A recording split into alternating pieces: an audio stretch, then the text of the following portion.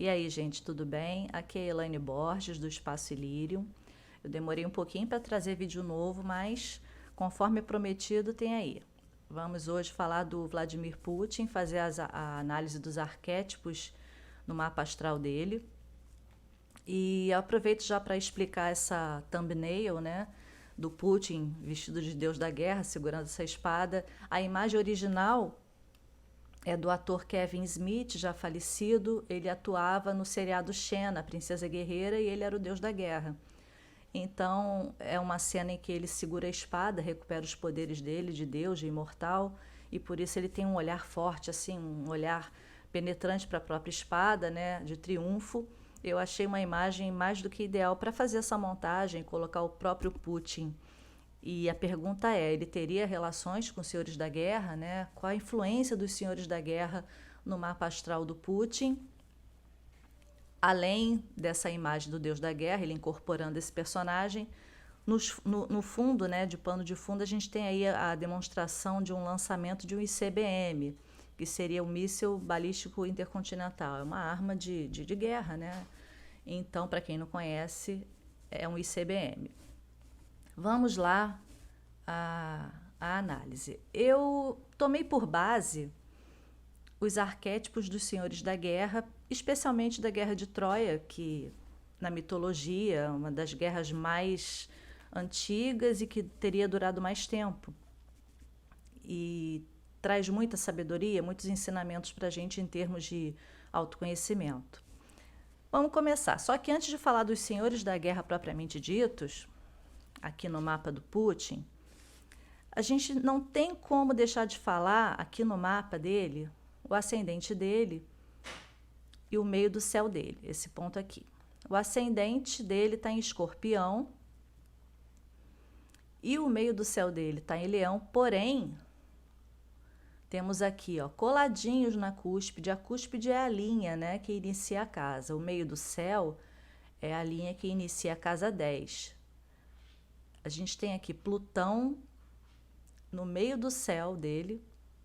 O meio do céu está a 21 graus de Leão e o Plutão está a 22 graus, é uma conjunção quase que exata. E esse Plutão está em conjunção com a Lilith, que já tem uma natureza também escorpiana. Embora seja uma Lilith em Leão, a Lilith ela tem uma natureza bastante escorpiana. Que isso já aponta para a gente?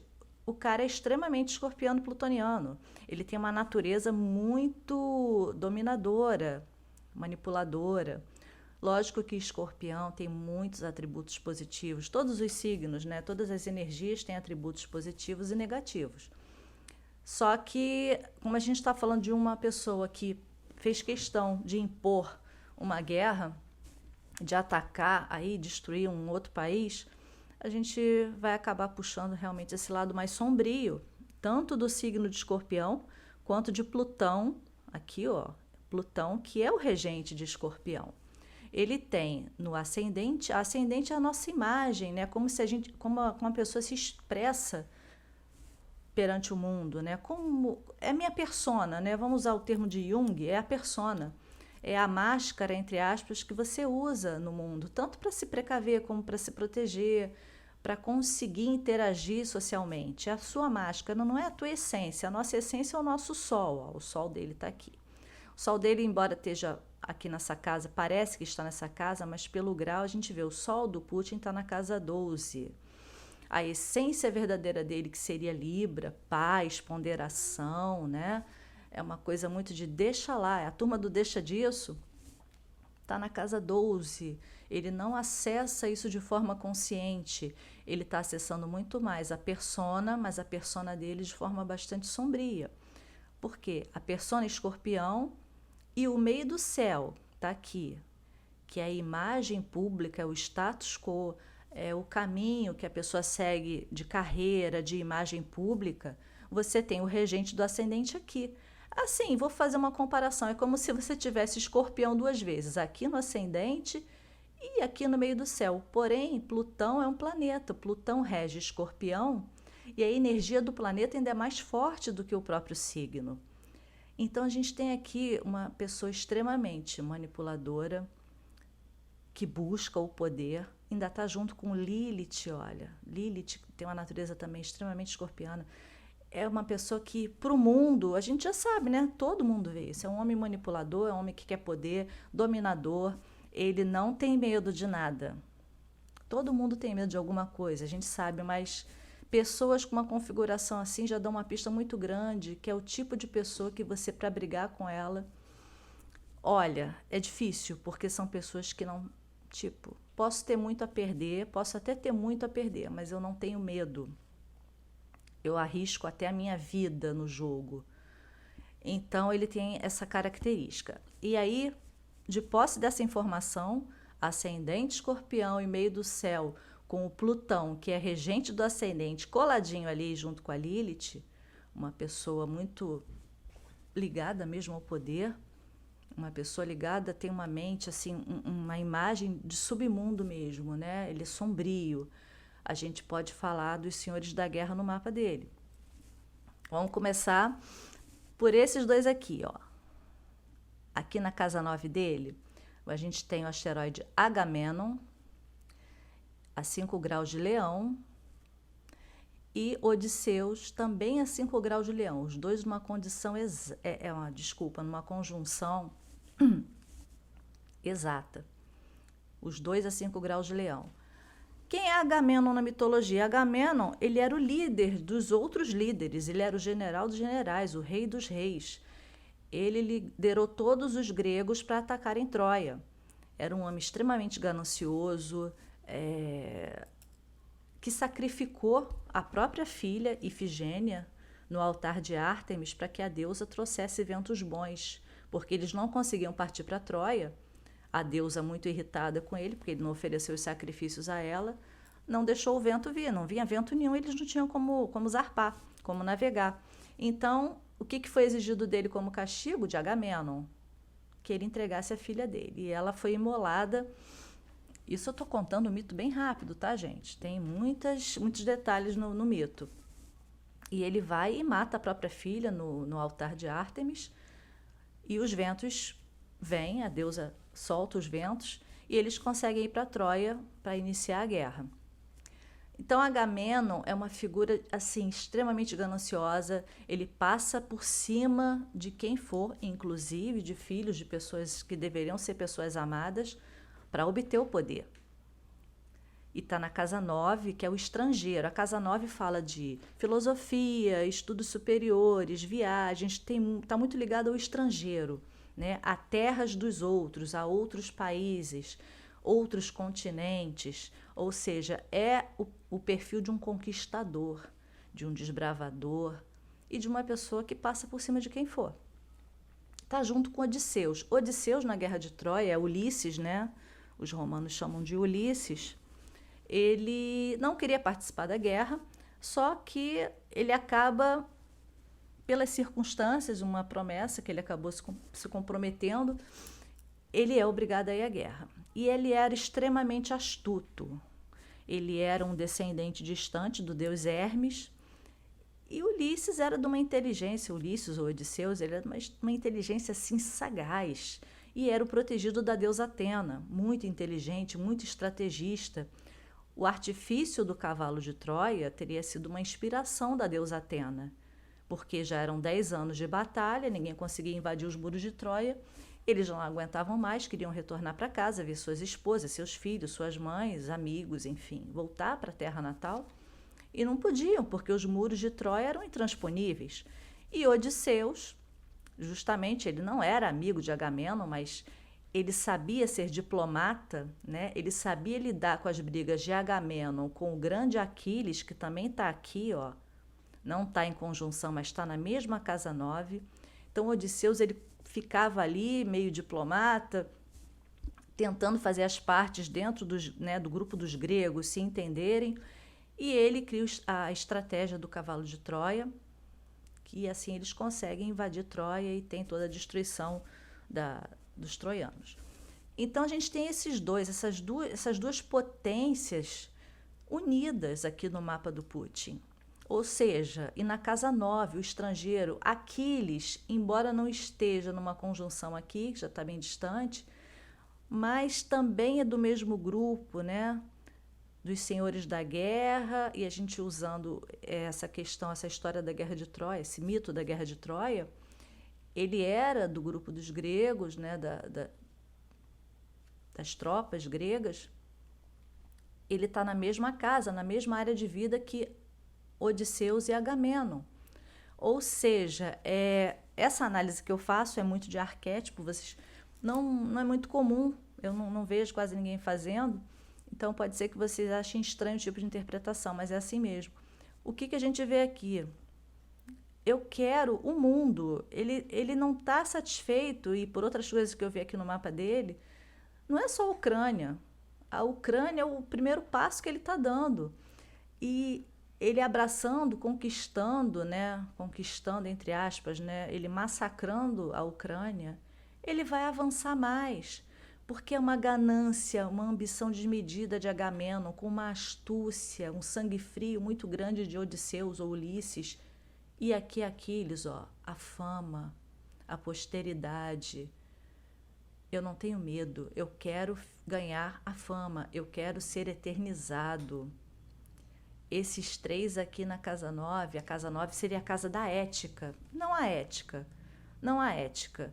Com o perfil de Agamenon, de Odisseus e de Aquiles, a ética é o que menos importa. E aqui a gente tem um planeta transpessoal que é Urano. Urano é o rebelde. Urano, ele joga tudo para o alto, ele é contra todo um sistema. Então, se você vai para a direita, Urano vai para a esquerda. Se você vai para a esquerda, ele vai para a direita. É sempre o do contra, é o caminho do contra. É o rebelde, é o hippie. Então, é tipo assim, se você tem uma religião mundial, ele é contra aquilo. Se você é ateu, não, ele é contra, vamos ter uma religião. É nesse nível. Então, as pessoas estão todas ali pedindo essa guerra é um massacre, é desproposital, você não tem direito. Enfim, todos aqueles argumentos, isso para ele não é nada. Ele é rebelde. Ele vai contra tudo isso.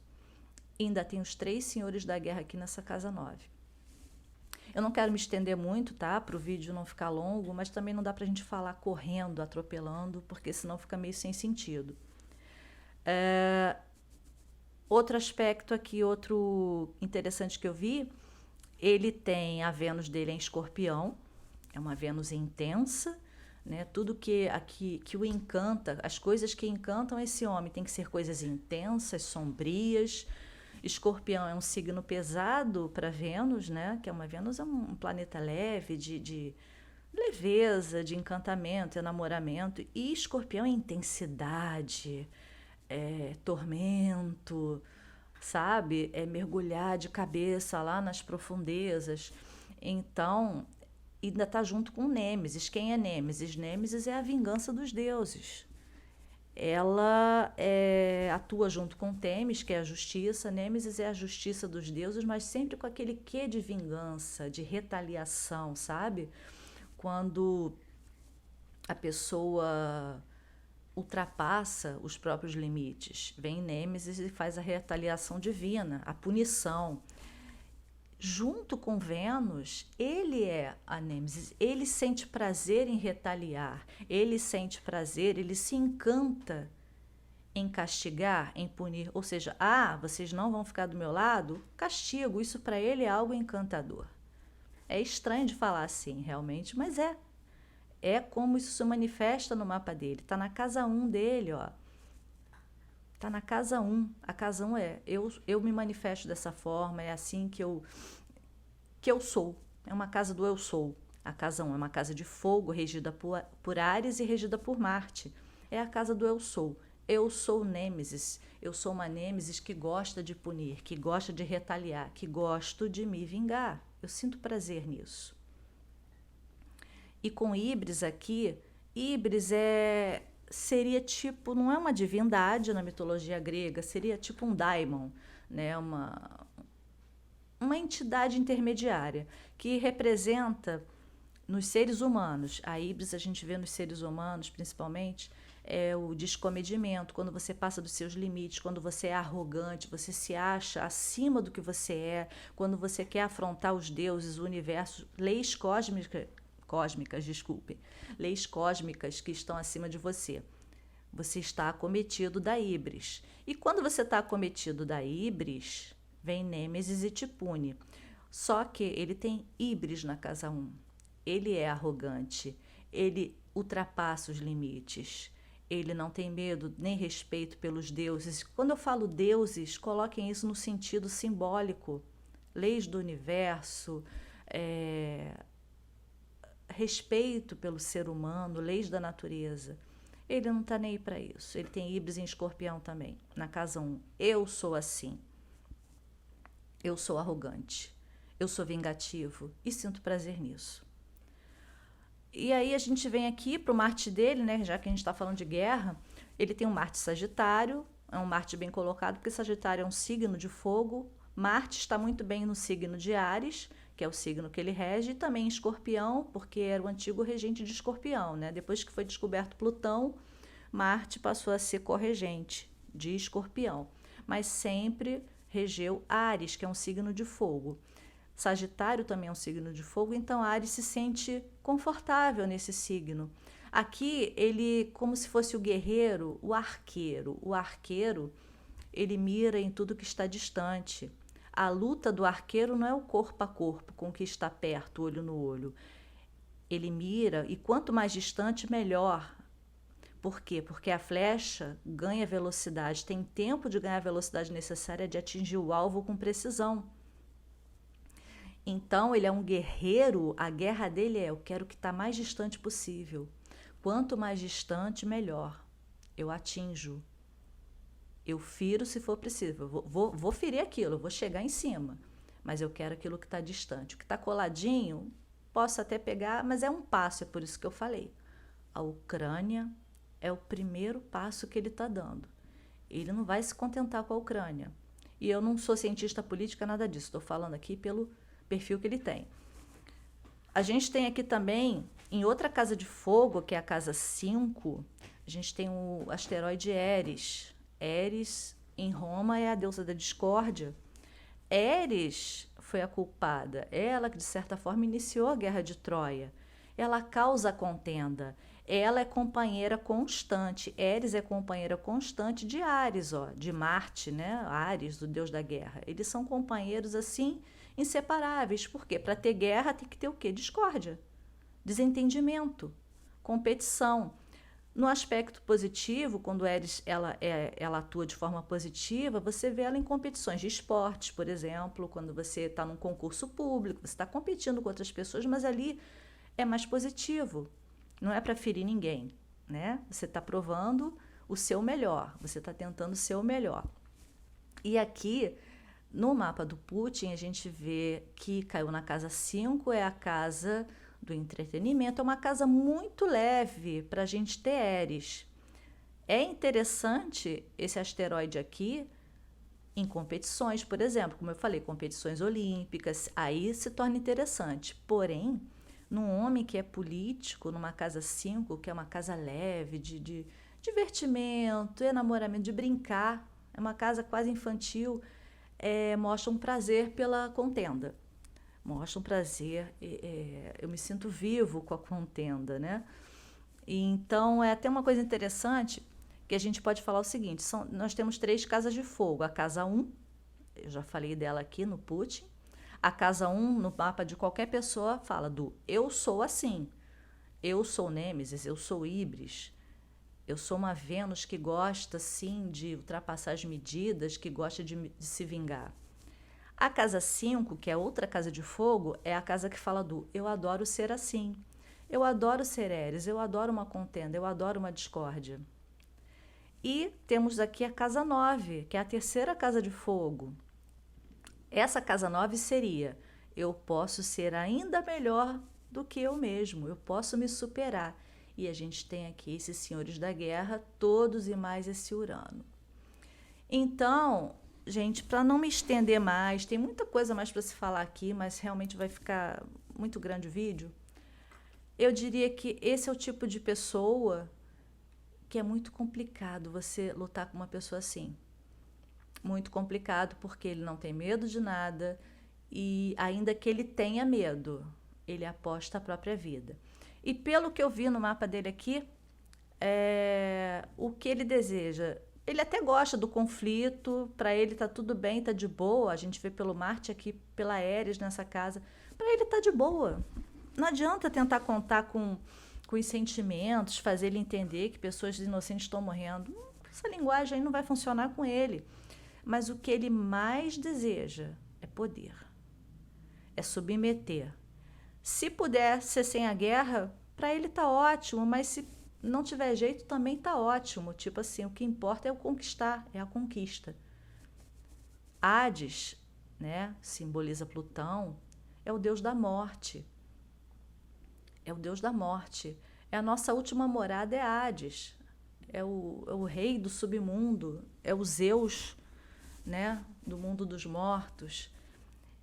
E ele tem esse arquétipo muito forte no mapa dele, muito forte mesmo. É o caminho de vida desse homem. Ah, mas é estranho você falar assim, Elaine. Mas é o que está dizendo aqui, é o caminho de vida. Cada um tem um caminho de vida. Ele poderia usar tudo isso de uma forma benéfica, poderia, mas não está usando. E ele está muito consciente do que ele quer. O único problema dele é que com esse Sol em Libra, Sol é a nossa verdadeira essência. A gente tem várias facetas no mapa astral. A Lua fala das emoções, o ascendente é a nossa persona, o Sol é a nossa essência, é o nosso espírito, é o que a gente é. A nossa missão de vida é o nosso Sol, é Libra. Seria justamente o oposto do que ele está fazendo. Libra é equilíbrio, é você buscar sempre um equilíbrio entre as partes, é a harmonia. É regido por Vênus, que é amor, né? Que é encantamento, beleza, estética. E esse Sol em Libra dele está na casa 12, que é uma casa de inconsciente. Ele não acessa tão facilmente. Então, é um mapa que, pelo que a gente está vendo aí, é um mapa totalmente guiado pelas sombras. E a sombra nem sempre é algo negativo, tá, gente? Mas, no caso dele, o mundo está vendo que ele realmente está usando essa sombra só para engolir, né? Engolir nas trevas. Ele está causando destruição em massa e, enfim, é uma pena. É uma pena. É um potencial muito grande, seria um excelente líder até, mas ele está usando isso justamente para a vaidade aquiliana dele, para a astúcia de Ulisses, para a ganância sem medidas de Agamenon. Bom, o que vai acontecer disso, a astrologia não é adivinhação, a gente tem que ver os próximos capítulos. Vamos torcer aí porque tá complicado. Esse mapa aqui causa grande preocupação. Ele é uma pessoa realmente que encarna muito mais do que o deus da guerra, ele encarna o deus da morte, digamos assim. Gente, olha só, se vocês gostaram, deixa um curtir aí pra mim, pra dar uma força, divulga aí pros amigos. Se você não gostou, pode dar o seu dislike, não tem problema. Divulga pros inimigos, que aí, né, é uma forma de você também dar uma dinêmesis em cima deles. Mas enfim, gente, o importante é dar engajamento aqui. Se vocês tiverem sugestão de outros vídeos, eu vou trazer vídeos também de tarô, de outros temas, não só de mapa astral. Quiser se inscrever no canal, agradeço muito. Toca no sininho, porque aí você acompanha, né, quando tiver vídeos novos. E é isso.